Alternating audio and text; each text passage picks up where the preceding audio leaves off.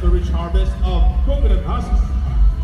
Forming the Bast is a creative hut made of string beans and eggplants, symbolizing sustainability and celebrating the beauty and bounty of local farming traditions.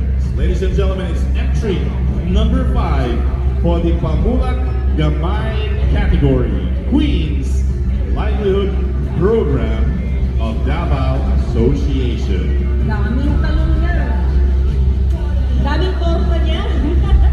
Masarap yung tortang talong. Ay, di ba no, pang bahay kubo. Kung eto bahay niya, uy, meron silang rambutan. May durian. May durian. Alam mo ba doon yung durian, hindi pala siya every year bountiful. Correct. Every Yes. other year. Yes. So, I think ito yung year na hindi. 2025, so... Next year. Next year ba? Even? Yes.